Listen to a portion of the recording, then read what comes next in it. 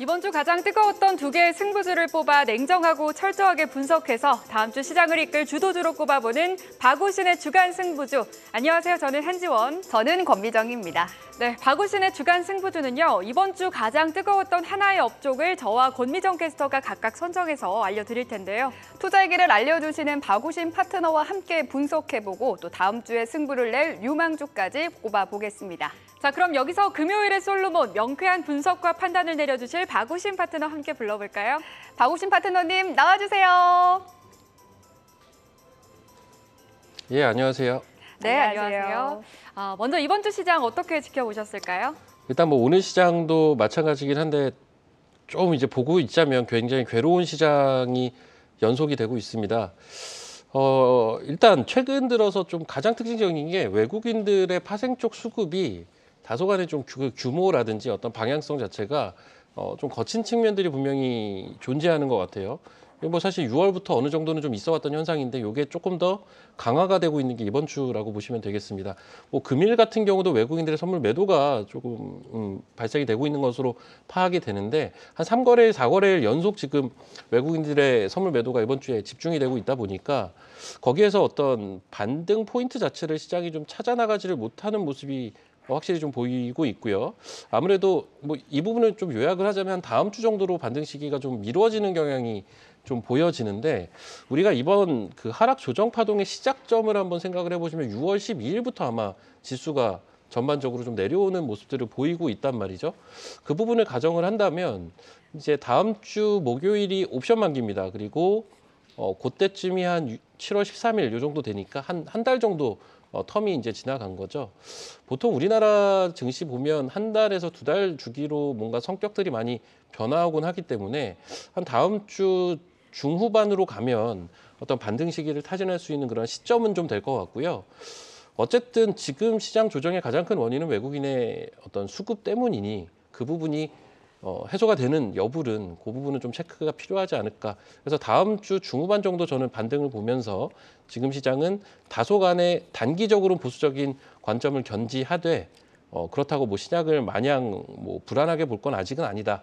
뭐 제가 뭐 이유를 또 설명을 하자면 굉장히 길어가지고 추세 하락이라고 저는 아직까지도 보고 있지는 않습니다. 하지만 단기적으로는 약간은 더 쉴 수 있다 정도 감안하시면서 보시면 좋을 것 같습니다. 네, 정말 이번 주는 괴로운 시장이다라는 말씀이 정말로 와닿는 것 같습니다. 다음 주 중후반쯤 반등 시기가 올 것이다라는 의견과 함께 외국인의 수급 계속해서 지켜보셔야겠습니다. 박우신의 주간 승부주. 자, 그럼 이번 주 뜨겁게 달궜던 테마 중 저희가 뽑은 테마 바로 알아볼까요? 화면으로 함께 보시죠.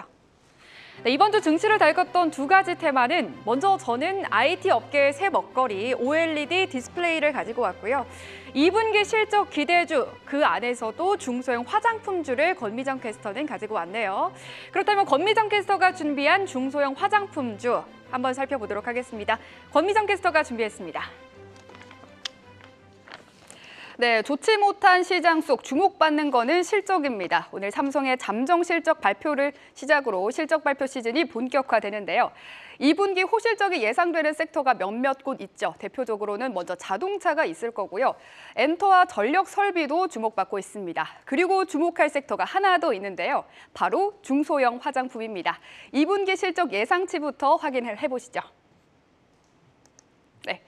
먼저 실리콘2, 한국의 인디 화장품을 유통하는 곳인데요. 1분기 역대 최대 매출을 달성한 데 이어서 2분기에도 영업이익이 전년비 308%나 증가할 거란 전망이 나오고요.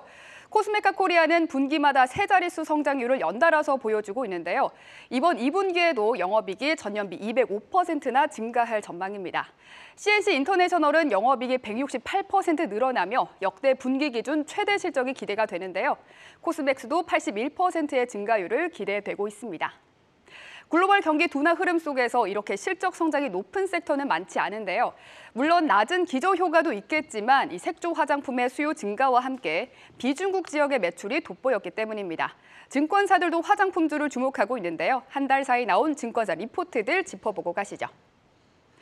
네, 먼저 실리콘2는 미국과 호주 등 전 세계에서 높아지는 한국 인디 브랜드 인기 덕에 지난 분기에 이어서 호실적을 이어가고 있다면서 한국투자증권 처음으로 목표가 10,000원을 제시했고요. 또 CNC 인터내셔널은 한 달 새 벌써 4개의 리포트가 나왔는데요. 비중국 지역에서의 색조 화장품 수요 확대, 또 국내에서는 롬앤과 클리오의 판매 강세 수혜, 또 자체적으로는 생산 라인 증설 등 다양한 호재가 분석됐습니다. 메리츠증권은 목표가를 6만 원에서 6만 5천 원으로 올려서 잡았네요. 또 코스맥스는 글로벌 1등 화장품 제조사의 위치를 더 공고히 하고 있다는 평가를 받았는데요. 미국 사업이 리스크 요인에서 투자 포인트로 재탄생하면서 펀더멘탈을 강화하고 있다는 분석이 나왔습니다. 메리츠증권은 목표가를 14만 원에서 15만 원으로 올려 잡았네요. 이런 분석과 실적 기대 속에서 6월 화장품주들의 주가도 조용하게 강세를 보였는데요. 모두 10% 후반대의 증가율을 보였고요. 코스메카 코리아, 코스맥스, 한국콜마, 그리고 여기 표에는 없는 실리콘트 모두 이번 주 52주 신고가를 경신했습니다. 주가 상승에는 기관의 매수가 돋보였는데요. 특히 국민연금이 중소화장품주 지분을 확대한 점이 눈에 띕니다. 네, 국민연금은 2분기 CNC 인터내셔널의 지분을 5%에서 8%로 확대했고요. 또 코스맥스는 12%에서 13%, 한국콜마는 9%에서 11%, 그리고 클리오는 4.9%에서 5%로 지분을 확대했습니다. 다만 대형 화장품주인 아모레퍼시픽과 LG생건은 지분을 매도했다는 점도 참고하시죠. 이렇게 실적이 밀어주고 기관 수급까지 들어오는 화장품주, 오늘 또 클리오와 마녀공장도 5%대 강세를 보이고 있죠. 실적 시즌 화장품주 함께 주목해 보시죠. 네, 국민연금까지 화장품주의 지분을 확대하고 있다니 화장품주에 대한 앞으로의 성장성이 좀 크지 않을까 싶은데요. 그렇다면 투자자들에게 투자의 길을 열어주시는 박우신 파트너님, 이번 주 잘 갔던 화장품주 투자할 때 어떤 점에 좀 주목을 해봐야 될까요? 예, 일단 제가 사실 방송할 때 실시간 댓글을 좀 보는 편인데 두 미녀 사이에서 제가 그림을 막 친다고 해서 죄송합니다. 저는 이쁘지는 않아가지고 예, 일단 화장품주는 그런 것 같아요. 특정 조건에 부합되는 화장품주만 차별적으로 강한 현상이 도드라지죠. 이게 사실 비단 최근의 일만은 아니고 한두 달 된 것 같아요. 그 당시에 보면 코스메카 코리아, 잉그 루드랩, 그리고 그 CNC 인터내셔널, 거기에 실리콘2라는 또 종목이 합세를 하면서 이 화장품주에 대한 투심을 확 살려놓은 상황인데 그 중심에 흐르는 그 맥점이 무엇이냐를 좀 봐야 될 것 같은데 제가 볼 땐 그겁니다. 원래는 이제 화장품주는 전형적으로 중국 관련주로 우리가 많이 인식을 했지만 최근에는 북미라든지 아니면 유럽이라든지 일본이라든지 이런 쪽으로 노출도가 높은 기업들, 심지어 중국 노출도가 높았던 기업들도 이쪽으로 회귀를 하고 있는 그런 상황들을 보여주고 있는데 이러한 지역들 같은 경우는 전형적으로 소위 이제 그 K 컨텐츠의 인기를 바탕으로 해서 K 인디 브랜드라고 많이 이제 요즘 표현을 하는데 요 인디 브랜드의 강세가 보여지고 있는 그러한 지역들입니다. 그래서 이런 쪽으로 강점이 있는 그러한 기업들이 차별적인 움직임이 분명히 나타나고 있고 거기에 따라서 실적 자체가 좀 가시적으로 좋아지고 있기 때문에 이쪽 같은 경우는 밸류에이션을 해봐도 사실 그닥 비싸다는 느낌도 별로 없거든요. 그래서 추가적인 강세를 우리가 예측은 해볼 수가 있을 것 같고 특히나 이제 OEM이나 ODM이나 내지는 원료라든지 이러한 쪽으로 차별적인 강점이 있는 그러한 스페셜리스트 기업들에 대한 관심은 우리가 계속 가지셔야 되지 않을까 이런 생각을 해보고 있습니다. 네, 그동안 K-팝 그리고 K-콘텐츠에 이어서 이번에는 이제 K-뷰티의 열풍까지 좀 눈에 띄는데요. 화장품주뿐만 아니라 이 OEM, ODM 원료 업체들까지 계속해서 지켜보시면 좋을 것 같습니다. 네, 좋습니다. 아이폰 15 출시를 앞두고 국내 부품사에 주문이 들어오고 있죠. 관련해서 OLED 시장 기대가 큰데요. 한지원 캐스터의 IT 업계 새 먹거리 디스플레이로 관련 내용 살펴보시죠.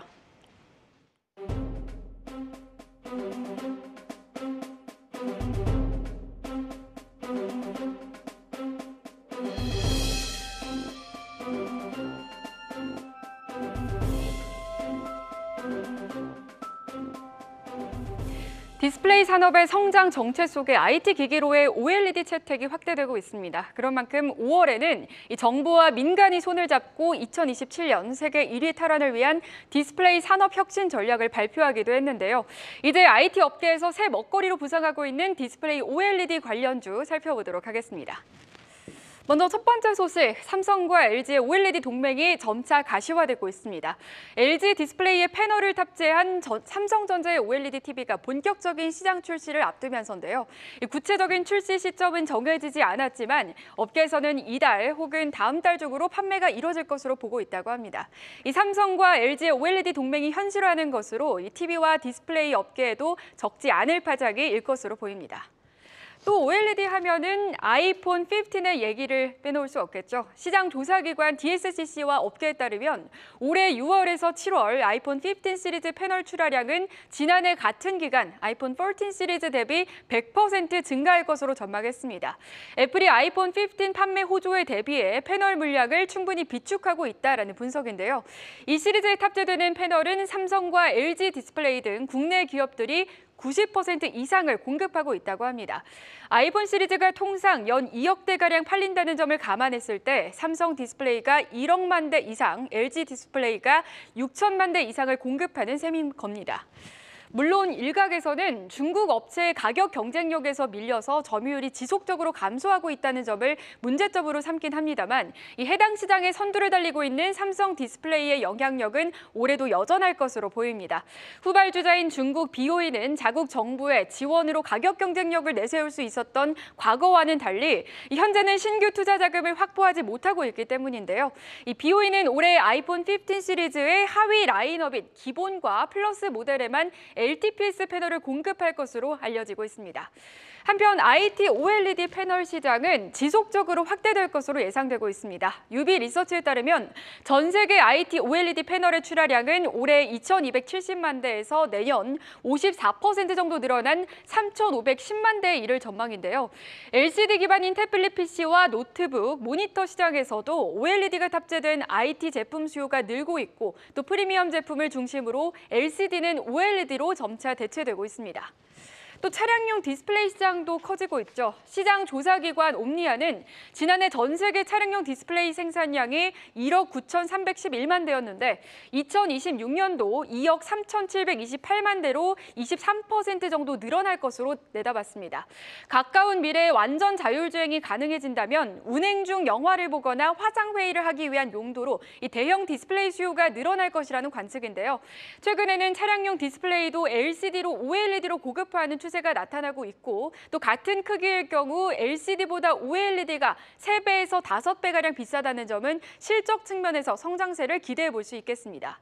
이번 주에는 현대차와 LG 디스플레이가 손잡고 제네시스의 OLED 디스플레이를 탑재한다는 소식까지 최근에 들려온 바 있죠. 이렇게 정부와 국내 기업들까지 OLED 투자에 박차를 가하고 있는 모습인데 관련 수혜주들까지 눈여겨보시면 좋겠습니다. 네, 잘 들었습니다. 대표님, 디스플레이주 투자할 때 어떤 점 주목해야 할까요? 그러니까 사실 이 디스플레이 섹터가 굉장히 긴 터널을 지나왔던 섹터입니다. 뭐 OLED 관련돼서 우리나라가 굉장히 높은 수준의 기술력을 확보한 건 굉장히 예전 일이지만 이게 굉장히 실적으로 연결되기까지는 꽤 오랜 시간이 걸렸어요. 그런데 이 디스플레이 업종에서 가장 큰 호재거리라고 본다면 역시나 마지막에 소개를 해주셨던 차량용에 들어가는 이 디스플레이가 가장 큰 업사이드가 열려있는 영역이라고 보시면 되겠는데 이 부분은 사실은 시간이 좀 걸릴 거라는 거죠. 그리고 단기적으로 볼 때는 아직은 이제 지금 전반적으로 이 디스플레이 업황에 대해서 바닥은 나온 것 같은데 지금 바닥을 지나가고 있다는 거죠. 그런데 이게 올라오는 그러니까 즉 추세적으로 업황이 올라가기에는 약간의 시간은 조금 더 필요하지 않을까? 정도의 시각이라고 보시면 되겠습니다. 그래서 우리가 IT 섹터에서 반도체를 보는 시각보다는 약간은 톤 다운된 정도가 이 디스플레이를 보는 시각. 하지만 중장기적으로 굉장히 긍정적으로 보는 그 정도 시각으로 보시면 좋을 것 같고요. 일단 이쪽 같은 경우는 지금 단기적으로 봤을 때는 신규 투자라든지 내지는 공급 계약과 관련된 모멘텀이 있는 기업들이 차별적으로 좀 움직임이 그나마 나타나주고 있거든요. 그래서 그런 쪽으로 좀 압축을 하셔가지고 결국은 그런 쪽에 강점이 있는 중소형주 위주로의 트레이딩은 가능하다 이렇게 좀 정리를 하겠습니다. 네, 디스플레이주 바닥을 지나곤 있지만 반등에 나서기까지는 조금 시간이 더 걸릴 수 있다고 말씀을 해주셨습니다. 그럼 박오신의 주간 승부주, 박오신 파트너의 판단을 들어봐야겠죠. 디스플레이 대 중소형 화장품주, 다음 주에도 매력이 이어질 테마는 무엇일까요? 예, 저는 오늘 진짜 고민 별로 안 했는데 화장품을 저는 선택을 했고요. 일단 제가 화장품을 오늘 선택을 한 가장 큰 이유는 어제 보면 자동차 부품이 굉장히 강했어요. 뭐 일각에서는 뭐 테슬라라든지 뭐 리비안이라든지 뭐 현대차, 기아 뭐 이쪽에서의 어떤 최근의 단기적인 이슈들로 움직였다라고도 이야기는 하겠지만 우리가 돌이켜 생각을 해보면 3개월 전에 딱 1분기 실적 발표 시즌에 강했던 섹터들 실적에 대한 모멘텀이 단기적으로 있는 섹터들이 그 당시에 강했는데 지금 2분기 실적 발표 시즌이 이제 오늘부터 시작이거든요. 그런 점을 감안한다면 그때도 강했던 또 섹터 중에 하나가 화장품 섹터입니다. 그래서 화장품 섹터를 요 시즌엔 좀 잘 봐야 되지 않을까 이렇게 말씀드리겠습니다. 네, 너무 쉽게 고르셨다니까 너무 아쉬운데요. 네, 박우신 파트너가 선택하신 화장품, 그중에서도 탑픽 2가지를 꼽아주신다면 어떤 종목이 있을까요? 그 디스플레이 업종도 좋은데요. 예, 단기적으로 봤을 때는 스토리가 그게 더 맞다라고 봤고요. 일단은 뭐 화장품주가 근데 지금 좀 그 차별적인 움직임을 보여주는 화장품 종목들은 사실 한 손에 다 꼽힐 정도예요. 한 4-5개 종목들이 그런 움직임을 보여주고 있기 때문에 거기서 거론이 안 되는 종목들로 제가 좀 준비를 해봤고요. 일단은 대형주 단에서 코스맥스를 일단 하나 말씀을 드리겠는데 제가 이제 앞서 언급드린 대로 지금 K 인디 브랜드가 강세를 보여주고 있거든요. 그랬을 때 이 코스맥스 같은 경우는 글로벌 1위 그 화장품 제조사입니다. 그래서 이제 이 글로벌 1위라는 그 상징적인 의미도 분명히 존재하고 그리고 우리나라 K 인디 브랜드가 강세를 보였던 그 뒷배경에는 코스맥스의 든든한 지원이 좀 있었다는 거죠. 그래서 코스맥스는 같이 좋아질 수 있는 기업이다. K 뷰티 트렌드가 인디 브랜드 쪽으로, 인디 브랜드의 강세 쪽으로 가고 있기 때문에 같이 좋아질 수 있는 대표적인 기업으로 보시면 되겠고 이 회사가 이제 해외 쪽에 사업들을 많이 벌려놨었는데 미국 시장은 이미 턴어라운드가 시작이 됐습니다. 그리고 중국 같은 경우는 사실 중국 경기가 지금 다소간에 좀 불안한 측면이 있어서 아직까지는 뭐 확실하게 좋아지진 않았지만 그래도 지금이 좀 바닥을 지나고 가고 있다라는 게 대세이기 때문에 결국은 해외 쪽 사업들도 좋아질 부분들밖에 지금 남지 않은 그러한 과정들을 보자면 이 종목은 좀 중장기적으로 잘 봐야 되는 종목 같고요. 목표가는 11만 원 제시하겠습니다. 그리고 손절가는 8만 원 제시하고 코스맥스는 좀 중기적인 흐름으로 보도록 하고요. 자, 이제 두 번째 종목은 이제 좀 작은 종목으로 VTGMP라는 종목을 말씀을 좀 드리겠는데요. 일단 VTGMP 같은 경우는 과거에 여러 가지 사업들을 좀 영위하다 보니까 화장품 종목으로서의 그러한 정체성이라고 해야 되나? 이 부분이 좀 약했던 게 단점이라면 단점이었는데 이 회사가 이제 올해 들어와서 비주력 사업 부분들을 정리를 했습니다. 그래서 이 부분이 긍정적으로 좀 작용이 되고 있는 기업으로 보시면 될 것 같고요. 이 회사가 예전에는 중국 쪽에 대한 사업 노출도가 좀 높았는데 요걸 바꿨어요. 코로나를 계기로 해서 일본 시장 쪽으로 눈을 돌렸고요. 그래서 이제 일본 시장에서 CICA라고 하더라고요. 시카 라인이 흥행에 성공을 하고 있다라는 소식입니다. 실제로 이제 올 상반기만 해도 일본의 유수의 그 온라인 마켓에서 판매 1위를 기록을 했을 정도로 일본에서 확실히 흥행몰이를 했다라는 거고요. 거기에 이제 이 제품에서 머무는 게 아니라 이제 리들샷이라고 해서 요거는 이제 마이크로 니들이 포함되어 있는 약간 기능성 화장품이라고 보시면 되겠는데 요 리들샷 에센스라는 신제품을 출시를 했고요. 요거 같은 경우도 지금 반응이 굉장히 일본에서 좋은 상태입니다. 이러한 좋은 반응을 바탕으로 오프라인 매장도 지금 하반기에 많이 늘릴 것으로 현재 시장에 알려져 있기 때문에 이런 부분들을 감안한다면 현재 실적 베이스나 성장 가능성 모두 좀 충분한 기업이기 때문에 관심을 가지셔야 될 것 같고요. 이 회사는 일단 목표가는 11,500원 보도록 하겠습니다. 그리고 손절가는 8,000원 선 보면서 대응을 해보도록 하겠습니다. 네, 박우신의 주간 승부주 화장품의 매력이 더 높았고요. 관련된 탑픽 2가지는 코스맥스 그리고 제가 알기로는 이제 마녀공장이 상장한 이후 더 주목을 받고 있는 종목인데 VTGMP까지 2가지 꼽아주셨습니다. 투자의 참고가 되시길 바라겠습니다. 네, 저희는 다음 주 더 뜨겁고 매력적인 업종 찾아서 돌아오겠습니다. 박우신 파트너님 오늘 말씀 감사합니다.